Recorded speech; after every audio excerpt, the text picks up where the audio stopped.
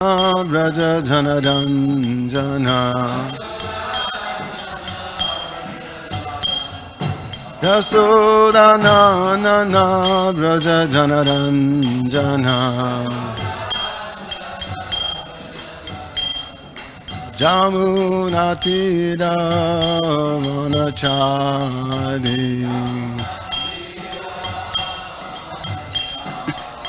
Jamunatira Vanachari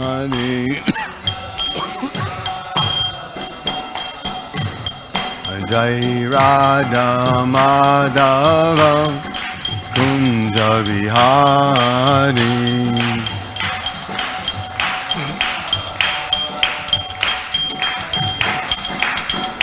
Jai Radha Madhava Kunja Vihari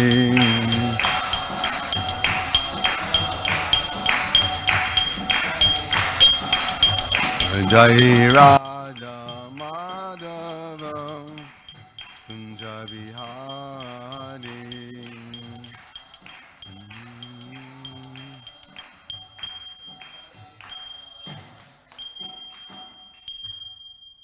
Jai Om Vishnu Pad Paramhansa Parivadakacharya Astotarat Sri Sri Maharaj Divine Grace Abhay Charananda Bhaktivedanta Swami Srila Prabhupada Ki Jai Swami Vivedi Founder Charge of Divine Grace Srila Prabhupada Ki Jai Jai Om Vishnu Pad Paramahansa Parivadakacharya Astotarat Sri Sri Maharaj Divine Grace Srila Bhakti Sanatana Maharaj Srila Prabhupada Ki Jai Grantaraj Srimad Bhagavatam Ki Jai Sri Harinam Sankirtan Ki Jai Thai Gauravimanandi All glories to the sum of devotees. All glories to the sum of devotees. All glories to the sum of devotees. All glories to Sri Guru and Gaur. Nama Om Vishnu Vadai Krishna Padasthaya Budale. Srimati Bhakti Vedanta Swami Niti Namani Namaste Saraswati Devi Gauravani Pacharani Nirvisesha Shunyavadi Pastattari Satarani.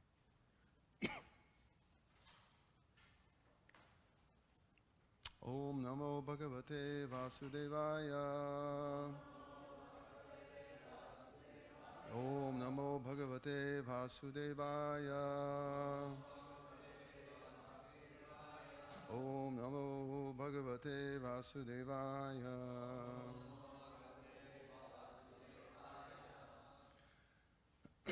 Reading from Srimad Bhagavatam, 3rd Canto, Chapter 20, text number 13. Chapter is entitled Conversation Between Maitreya and Vidura. Raja Pradhanan Mahatas Rajak Pradhanan Mahatas Trilingo Daiva Choditat Trilingo Daiva Choditat Jatak Sasarja Buddhadir Jatak Sasarja Bhutadir Vyadadini Panchasha Vyadadini Panchasha Rajak Pradhanan Mahatas Trilingo Daiva Choditat Jatak Sasarja Buddhadir Vyadadini Panchasha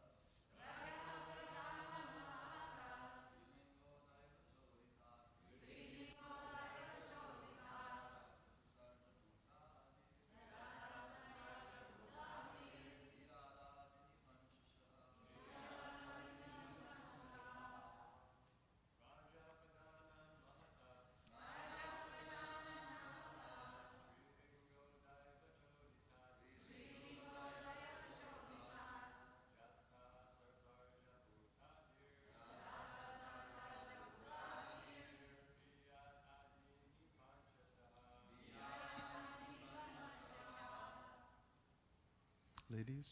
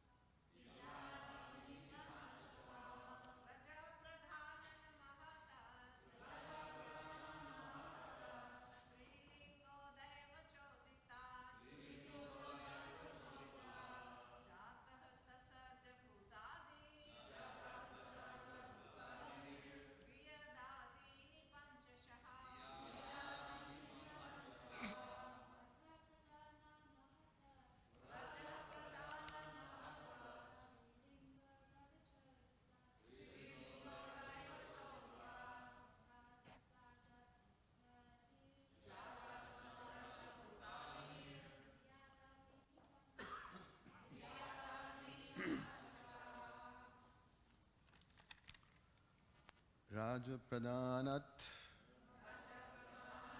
in which the elements of rajas or passion predominates. Mahata, from the Mahatattva. Trilinga, of three kinds. Daivachoritat, impelled by superior authority. Jata, was born. Sasaraja, evolved. Bhuta Adi, the false ego, origin of the material elements. Viyat, the ether. Adini, beginning with. Panchashaha, in groups of 5. Translation and purport by His Divine Grace, Srila A.C. Bhaktivedanta Prabhupada Ki Jai. As impelled by the destiny of the jiva, the false ego, which is of 3 kinds, evolved from the Mahatattva, in which the element of rajas predominates. From the ego, in turn, evolved many groups of 5 principles. Purport. The primordial matter, or prakriti, material nature, consisting of 3 modes, generates 4 groups of 5. The first group is called elementary and consists of earth, water, fire, air, and ether. The second group of 5 is called tanmatra, referring to the subtle elements, sense objects, sound, touch, form, taste, and smell. The third group is the 5 sense organs for acquiring knowledge: eyes, ears, nose, tongue, and skin. The fourth group is the 5 working senses: speech, hands, feet, anus, and genitals. Some say that there are 5 groups of 5. One group is the sense objects, one is the 5 elements, one is the 5 sense organs for acquiring knowledge, another is the senses for working, and the 5th group is the 5 deities who control these divisions. Om Ajnanitimidandasya Gyananjana Shalakaya Chakshurumilitam Jena Tasmai Sri Gurave Namah. Ugam Karoti Vachalam Pankam Langayate Girnarkipadam Ande Sri Gurum Tinataranam Paramananda Madhavam Sri Chaitanya Ishwaram.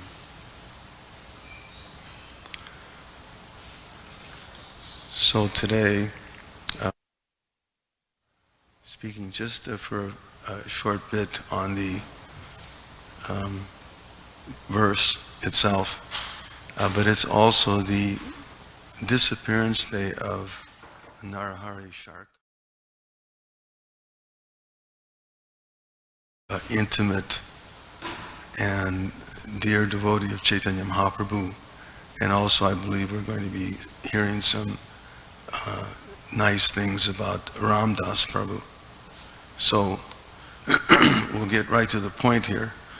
This is a very interesting verse, and Maitreya here is speaking to Vidura and just beginning to open up the door of the Sankhya teachings. And Prabhupada further elaborates on it here in the purport so very nicely.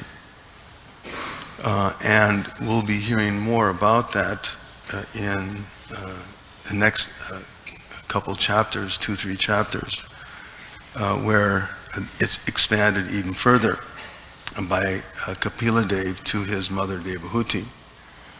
And this is the Devahuti Kapila, which is the Supreme Personality of Godhead. Not the, in which he basically teaches the Sankhya philosophy, which we understand is to be a combination of devotional service and mystic realization. And not that which was taught by the atheist Kapila, whose idea was that the living entity is supreme, that everything has been produced or caused by some inexplicable, unmanifested void. In other words, it doesn't mean anything.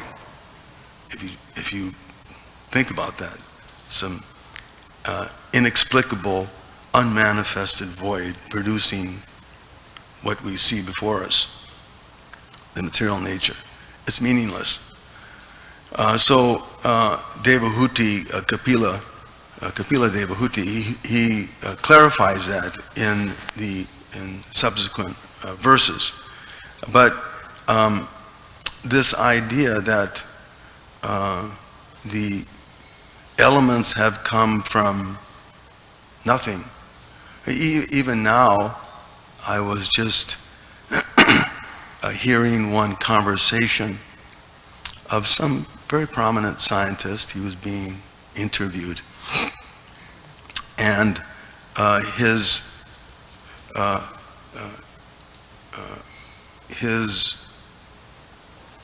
conversation was all about the creation theory and how they're also having doubts. Surprise, surprise. They're having doubts also. They're able to analyze everything all the way up to and discuss, and in great detail. They're very proud of dissecting everything, as are the Sankhya philosophers. They're analytically trying to understand material nature, and they try to parcel it out in so many different and describe it in so many elaborate, esoteric words, which is ultimately meant to confuse everyone. So we really don't know what's going on, and they don't want to admit it. So this scientist was saying we can also break it down to the very minute detail, but we can't really admit we don't know what initially happened. In other words, we don't know what the source of it all was. So even the scientists, even though they're very proud of their learning, and as are the Sankhya philosophers, they're very expert at analyzing material nature, but they can't bring it to the ultimate understanding. And how did everything happen? And we understand, of course, in the process of bhakti, sarva karana karanam, that the Lord is the cause of all causes. That there is something that sparked it all, or began it all. It didn't come out of some inexplicable, unmanifested void that all of a sudden we see before us all of the material creation. And Krishna explains that again himself in Bhagavatam, where he says, Ahang evasham eva gre, that I was here before everything, even this material nature. Even before it existed, I was here. So it's not, for the Vaishnavas, it's not confusing. We can accept the fact that there is a cause of all causes, that things are happening according to some higher supervision, right? Karmana daivanatrena, shantur deho papataye. It's under the higher supervision that according to his work, the living entity is made to enter into this material world. So it's, as Prabhupada is pointing out here in this in the translation so very nicely, as impelled by the destiny of the jiva. In other words, there was something that the living entity did to be awarded such a condition. Karmana daiva natrena jantur deho papataye. It's not that things are happening just sort of haphazardly. We can see practically in this world that whenever people do something, there's a reaction. What is the cause, and who's applying that reaction? We can understand through the process of a devotional service, and this is where Kapila's teachings differ. Lord Kapila's teaching, because he adds that element of understanding the absolute truth. That it's the Supreme Personality of Godhead who's instituting, or who's inaugurating, or who's the first element, the cause of all causes. And therefore the living entity is made to enter into this material world. And this is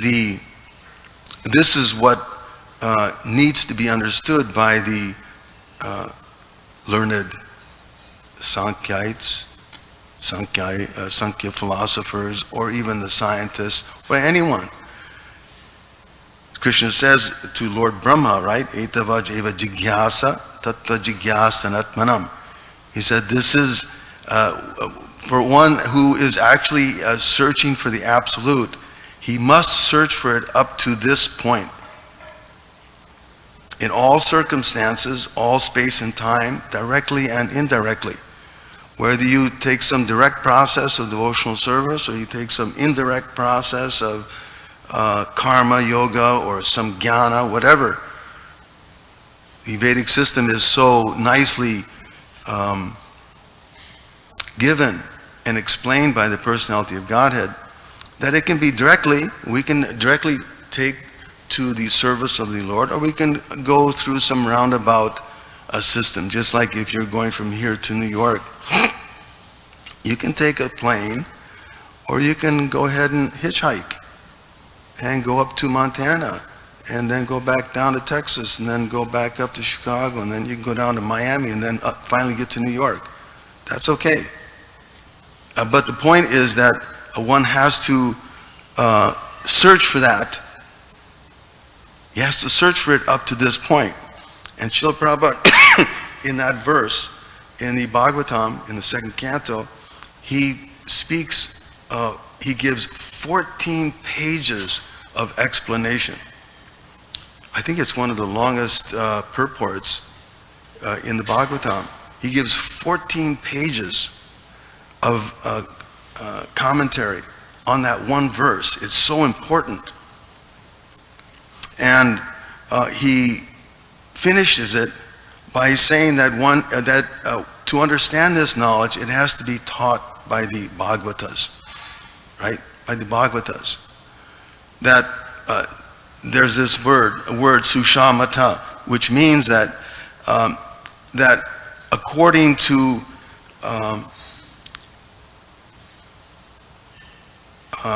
to persons one should hear from persons who are counted on giving their good opinion. It's important that we hear from those who we count on to give good opinion, and that is the Acharyas, the Mahabhagavatas.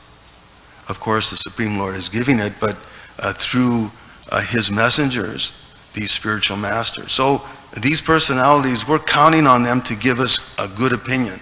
And here Maitreya is giving such good counsel to Vidura. This is the process of understanding this science. It's not that it's understood on one's own endeavor, right? What is that verse? Naikatma Prabhu labhyo namedeya bahuna shutena. Krishna reveals himself to those whom he chooses. And that's dependent on the sincerity of the recipient. Depending on our desire to understand this fantastic and incredible and so valuable knowledge. To that degree, Krishna reveals himself, as he says in Bhagavad Gita, right? As you surrender unto me, I reward you accordingly. So as we're wanting to learn this understanding, to that degree, Krishna reveals himself. But it's the personality of Godhead who is overseeing all of this, and it's by his energy, right? Ekopya sorachayitum jagaranda kotim. Lord Brahma also describes how the Lord enters into every universe, every atom, and manifests his energies all over the universe. And so we don't have to speculate. We don't have to juggle words. We just have to hear from the proper source. And Lord Kapila Dev, later on in his discussions with Devahuti, he points out this one point. It's so interesting, where he states that this instruction should be imparted by the spiritual master to persons who have taken the Supreme Personality of Godhead to be more dear than anything, who are not envious of anyone, who are perfectly cleansed, and who have developed detachment for that which is outside the purview of Krishna consciousness. And anyone who meditates upon me with faith and affection, who hears and chants about me, surely goes back home, back to Godhead. So it's so valuable to hear from the proper sources. We don't have to juggle words. We just have to listen very attentively and sincerely, and this knowledge is very easily understood, as Prabhupada is so nicely describing here in these purports. And we'll end there. I wanted to read a little bit, if I could, if there's no objection, about Narahari Sharkar Thakur, who is a very special associate of Chaitanya Mahaprabhu.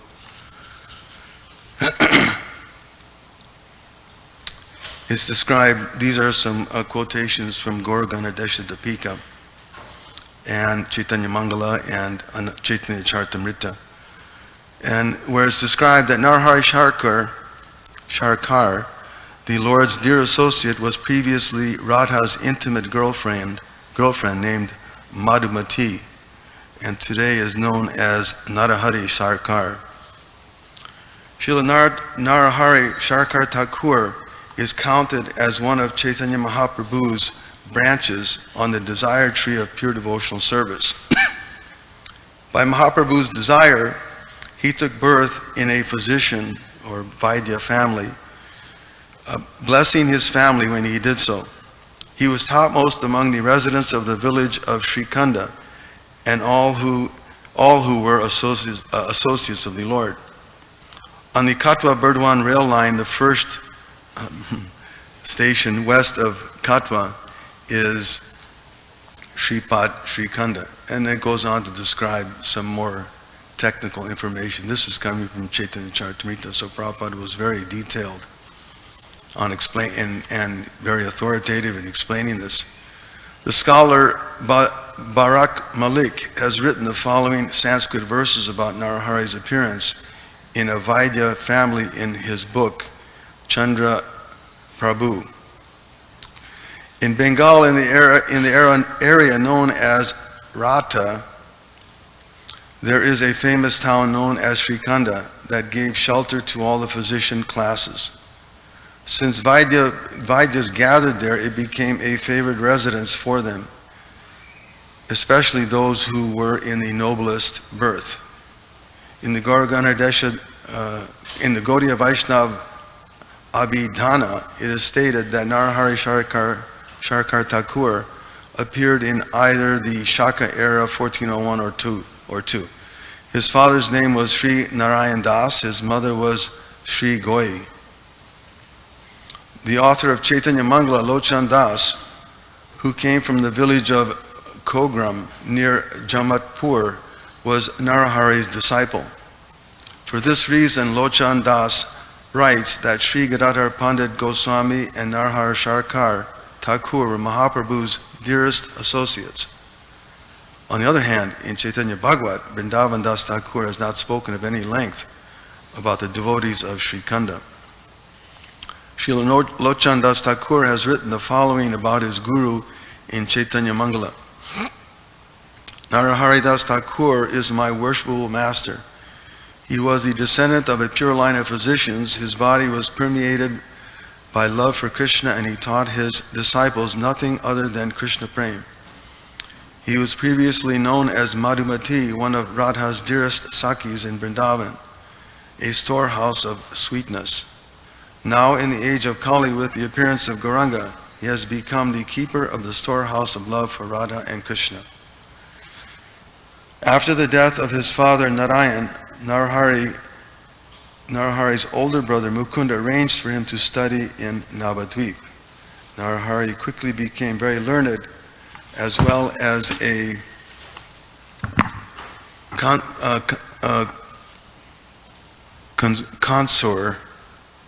connoisseur of the flavors of devotional sentiment. Even before becoming Mahaprabhu's associate, he composed writings glorifying Radha and Govinda's pastimes.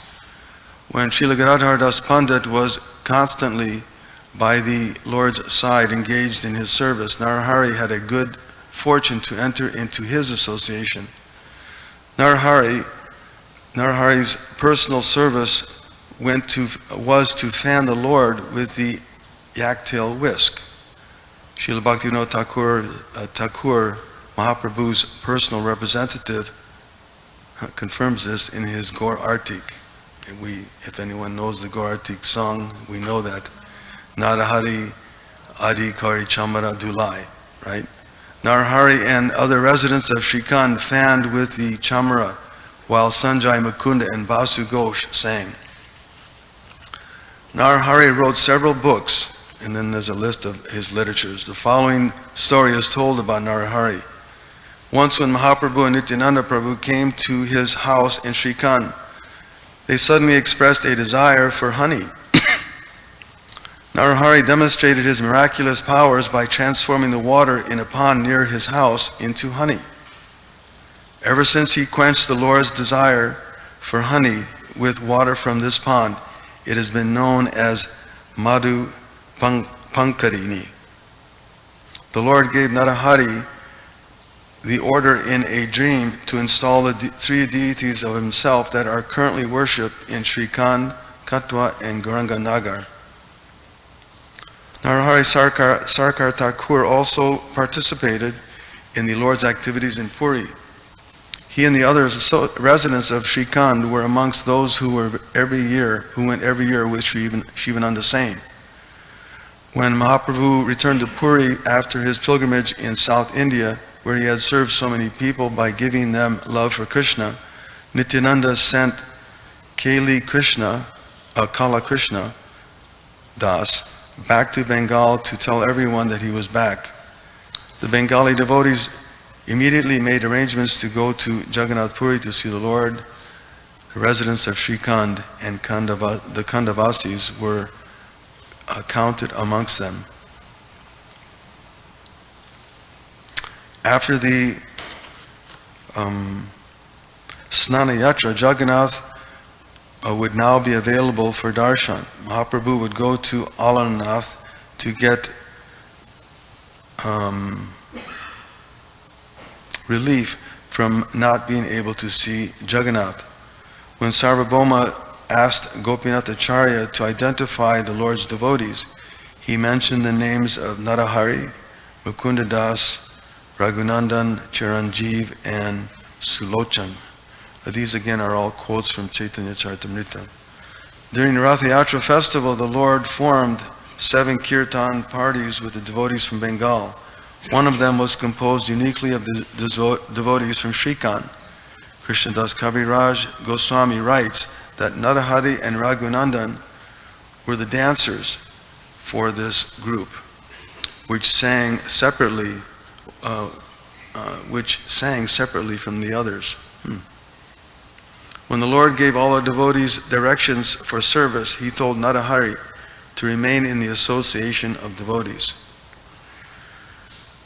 There's also a very nice song in conclusion that Narahari wrote about Chaitanya Mahaprabhu. And I don't know the melody, but it's such a beautiful translation, which is as follows. If Gaura came back to Nadia town, my mind would be filled with joy. I would see him, the source of all joy, performing his kirtan pastimes. Hari Hari, when will I again gaze upon the moon-like face? When will the day come when the dam holding the ocean of separation in my heart breaks? When will I see the golden form of the Lord wrapped in his Jagya Sutra? Lifting my arms in the air, I will chant Hari Hari and dance in the midst of the devotees. Saying such things, many of Gaura's devotees close their eyes and merge into love for him. When will Narahari's desires be filled? When will he gaze again upon the form of the young Gaur? Narahari disappeared around 1570 in the month of Agrahayan on the Krishna Ekadasi day. Srinivasacharya officiated at his funeral ceremony. Nityananda Prabhu's son Veera Chandra and many other important Vaishnavas were in Srikant to celebrate Narahari's disappearance feast, which is described in Bhakti Ratnakara. Some people said, "Brothers, do not leave right away. An ocean of prem will flood over in Srikant in a few days. On the 13th day of the waning moon of Agrahayan, when Narahari Thakur disappeared, a great festival will be held here." Srila Narahari Thakur ki jai. Hare Krishna. Jai, thank you, Naikatma Prabhu. We're just going to spend a few minutes, 5-10 minutes. We're just going to try to remember Ramdas Prabhu. There's a picture there on Prabhupada's feet. Ramdas Prabhu, he came to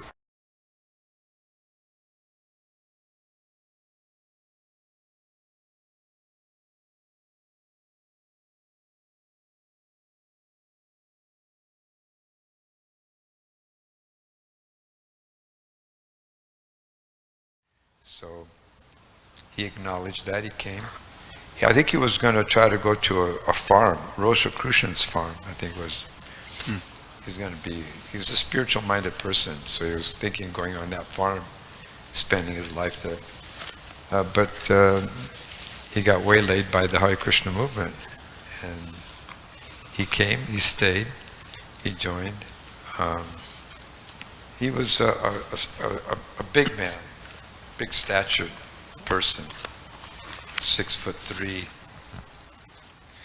strong person.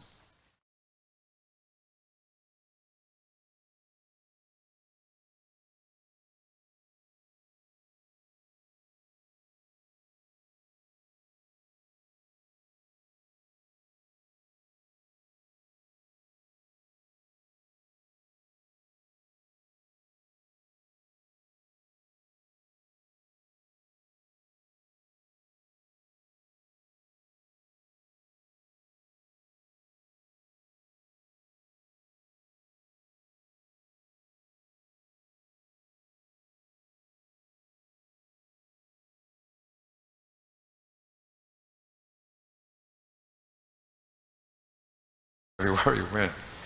And if you're feeling kind of blue and you didn't know what you wanted to do with your life, and you met Ram Dass when he was carrying his bag, he'd dig his hand into that big old bag and come out with a samosa, or he'd come out with a wonderful sweetmeat.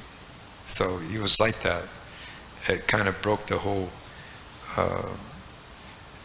atmosphere into a Krishna conscious kind of feeling, or someone that really cared. You can imagine if you're feeling kind of down and kind of low, and then you met Ram Dass and you came out with a big old huge samosa. And he made them personally, and they were huge. And so he had that kind of a nature. He was really very accommodating to help people, especially to get them to do some kind of service for Rukmini Dwarkadish. When he first came, they utilized him for, I think he worked with Amalabhata Maharaj. They used to try to see if they could open up book distribution spots. And I think the two of them were like a team. And they would try to open up different spots and things of that nature for the devotees, for the book distributors. And then one day, the temple president walked up to him and asked him, "Man, you should be a pujari." And so he said, "Okay, well, if you want me to do that." Then he came back half hour later and said, "Okay, you're now the head pujari." So that was the good old days of ISKCON. You had to do whatever needed to be done. So he was going just to be a pujari, and then half hour later he was the head pujari. And it suited him. He took care of it very nicely. There were a lot of devotees that were working in the pujari room, and it suited him very nicely. He took care of everybody very nicely. I guess there were a lot of ladies that were doing pujari work in those days for Rukmini Dwarkadish, and so he actually was able to really bring them together, and they worked very conjointly. And if there was any problems, which there always are, he was expert at negotiating and leveling everything out. So he was perfect for the service. He did that for quite a while. I came here in 1986, and he was a pujari at that time, head pujari, maybe for a couple of years, maybe 2 or 3. I had the opportunity to work with him very closely for many years. He was actually very accommodating. He was very interested in making sure that the deities were taken care of very nicely. He was a cook too. He did a lot of cooking for the deities, and he always made sure the place was very clean. Prabhupada wanted everything to be on time and very clean in the deity worship department. And Ram Dass was very astute about cleanliness and about timeliness, getting everything done on time. So he was very expert in that particular service. And the deity service went on very nicely under his guidance. I think he was probably doing it for maybe 15 years or so. Another thing about Ram Dass, which was kind of, interesting, he was somewhat of a, he believed in naturopathic medicines. So obviously he'd have a lot of people coming to his door every day. He'd make all kinds of teas and things of that nature. He married one Mataji, I believe she was she a Chinese? Chinese, yeah, she was Chinese. So she had a lot of herbs and medicines that she made. And Ram Dass, Devi? I didn't get that. Devi. Yeah, so she was quite good at different medicinal remedies. So Ram Dass was very helpful in that. So you can imagine how many people came to him on a regular basis to get some kind of medical or psychological help. And he was very accommodating. He didn't have a problem with that. So yes, at a particular point, he had a heart condition. I think he had it for a while, and that's probably why he took a lot of naturopathic medicines and stuff. And so eventually it came to the point where it was really affecting him, and it became serious. So eventually, somewhere in the area of around the 90s, the later 90s, he had to retire from the deity service. And he's lived here for about a year or so more. And then eventually he moved to Vrindavan. And he lived in Vrindavan for about 3 years, I believe. So he went there about like 1997 or so. And even while in Vrindavan, he was very gracious with many devotees. I recall going to Vrindavan on a couple of occasions, and he would invite me to his home. He had a nice little apartment, and he was a good cook, so he'd always invite us over, and we would take prasadam with him. And it was very, very sweet, very congenial kind of individual, and very Krishna conscious. He especially loved to talk about Srila Prabhupada. And he made these little Prabhupada lotus feet thing. And then every time I saw him, he'd put Prabhupada's feet on my head. It was very, very sweet, very gracious. Anyway, he lived in Vrindavan for that period of time. And it was amazing. It's not easy to go to Vrindavan and to leave this planet from there. It's very challenging. And what to speak of staying there for like 3 years before he finally left this planet there in Vrindavan. Very challenging. It's not easy. Lots of things that one has to deal with emotionally and mentally in order to be able to stay there and leave this planet. Very, very difficult.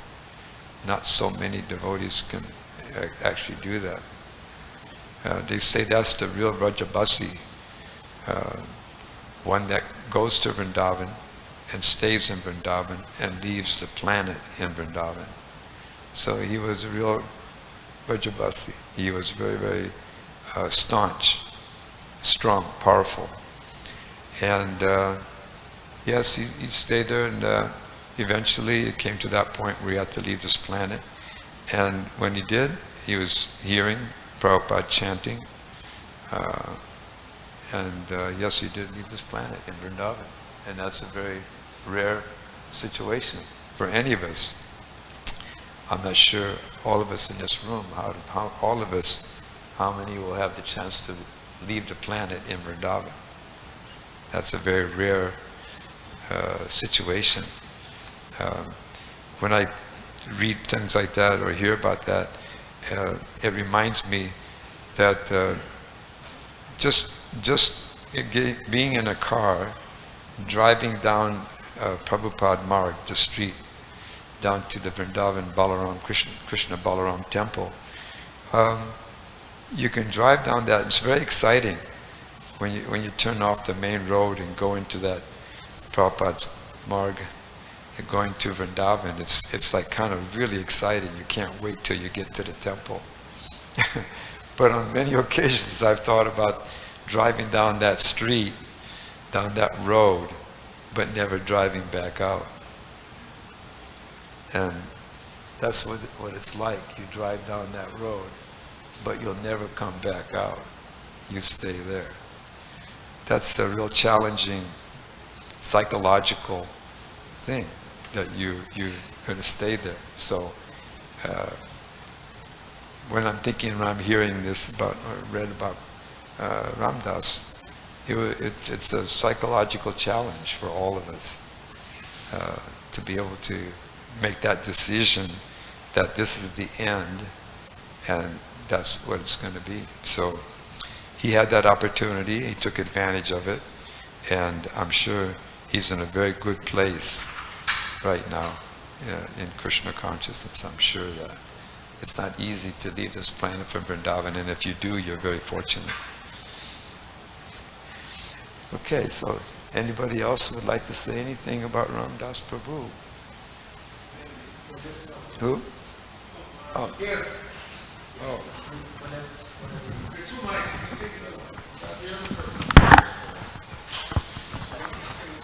Yeah, I just you touched on it. It was a really wonderful point, and that Ram Dass was kind of like the community doctor, the nature cure doctor.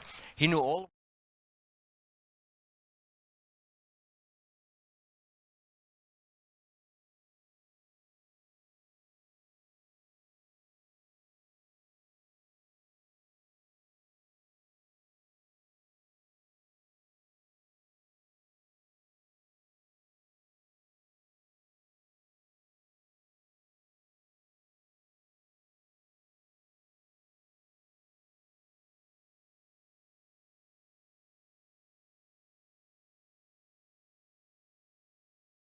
Making sure that devotees were like that. But he did it in a very friendly, very loving, very kind, and very affectionate way. You couldn't help but love him, actually.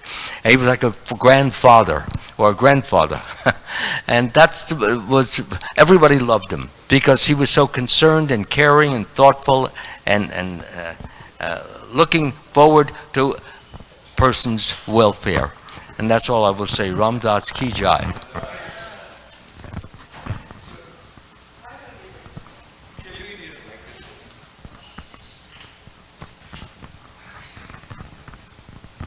So I was one of the ladies in the Pujari room at his time, and Ram Dass was amazing. If there was something, a service to be covered, Ram Dass would do it. So it wasn't like how we have it today, where we call somebody or we WhatsApp somebody. There was nothing like that. None of us had cell phones, so Ram Dass didn't have time to contact anybody, so he would do it. And, it was like he was always running back there. And somehow or other, we felt like he was running the show, and we were just assisting him, really. That was... and he was very encouraging. So he would encourage you to do more service. And that was one of his great attributes to us who were just like, so we were just young and he was older, and we can confide in him. And what Maharaj said about health, he was very concerned about health. If you had a health problem, he would help you. But also he was very conscious about prasadam. So he would always get the finest boga, and he was just very conscious about the deities in every aspect. And also, he made Rukmini Dwarkadish famous in Vrindavan, because what he used to do, he used to go to Vrindavan to buy incense and oils, and he'd bring pictures of Rukmini Dwarkadish, and they were all over downtown. And I would ask the Wallas, I'm like, where did you get these pictures? Oh, Ram Dass brought them. We know about Rukmini Dwarkadish through Ram Dass. So he actually brought Rukmini Dwarkadish into the market and made them famous there. There's so much to say about him. He is extraordinary, and we were really lucky to have him. And everything that Savas said is, what more can I say? So thank you, Savas.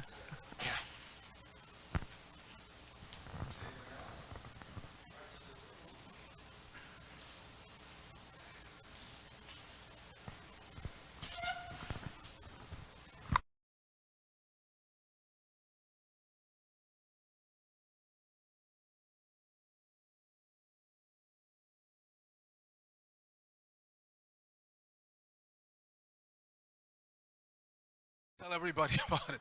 Ram Dass wasn't like that. Yeah, he took care of himself, obviously. He had the herbs and he had the knowledge, but he didn't dwell on his own problems. And that became driven home to me when I saw him just before he left. I think it was 98 or 99 I was in Vrindavan. And naturally, if you come from New Dwarka, you go to Vrindavan, you have to go see Ram Dass. So I went with a couple of other devotees. And, we asked, how are you doing? But within 2 minutes, he changed it around. How are you? What's happening in New Dwarka? How is this person? How is that person? He never dwelt on himself. Sometimes this is a lesson that we really need to learn, because we tend to dwell on our own little problems. Somebody looked at me in a way I didn't like, and why did they look at me like that? And I tell everybody, and we discuss it, and on and on. Every little thing bugs us, and we dwell on it because we want to dwell on ourselves, not on Krishna. But he was focused on Krishna and Prabhupada, so he would immediately deflect. Not only deflect, but he said, please come back tomorrow. I want to make lunch for all of you. It was about 3 or 4 of us visiting from New York at that time. So he was like that. He didn't dwell on his own problems. He's always willing to help others with their problems. That doesn't mean that he neglected himself, because sometimes you can go to that extreme where you don't take care of yourself, you're always concerned about everybody else. No, he took care of himself, but he was focused outward, not just on himself. So I really picked that up from Ram Dass, that if you are Krishna conscious, then you help others and don't focus so much on yourself. Ram Dass Prabhu ki jai.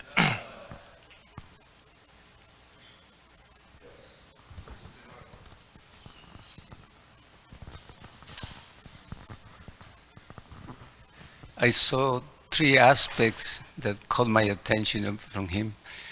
When we were at Fullerton, we were a few devotees, maybe like 5, 6, and we were opening a preaching center there.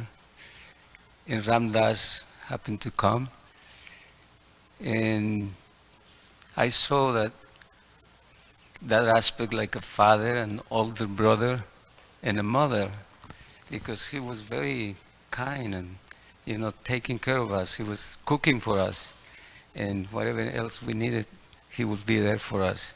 And I like that, So, but one time, before that, at the same time, they asked him, would you like to go on Sankirtan? And he said, yeah, I can do that. And so he came with me. We went to motor vehicles. And he's a very tall guy, very tall devotee. And he approached this young boy. He was like maybe 19, 18 years old, but very short like me. So he gave a magazine, and he said, he was explaining about the magazine. And then he said, would you like to give a donation? And the man said, what? And then Ram Dass had to bend down because he closed it. Would you like to give a donation? And then he said, oh yeah. And I'm watching. So the boy pulled out a quarter, and he gave him a quarter. And Ram Dass said, thank you very much. And then he walks away, and then he looks at me and said, he has begun his way to go back to Godhead. This is the beginning. As I'm watching at the wall now there, right in front, he used to recite the prayers of Lord Shiva. And because I was seeing, Ram Dass is very fixed in this, and I said, what are you doing? After he finished, he said, no, you have to read this. It's very important. So he was doing it. And as he was looking for alternative in medicines, one time he said, would you like to come with me to Tijuana? And he was mentioning because there was a famous doctor, Dr. Clark, one lady. And I was kind of worried because, Ram Dass, he does a lot of service. And as soon as he sits in the wheel of the car, he will fall asleep. And I thought, oh no, I want to be with him, but at the same time, he had that difficulty. So, very nice devotee. He was so humble that whatever service they were asking him at the beginning, he will be ready to do it. So, Ram Dass Prabhu ki jai.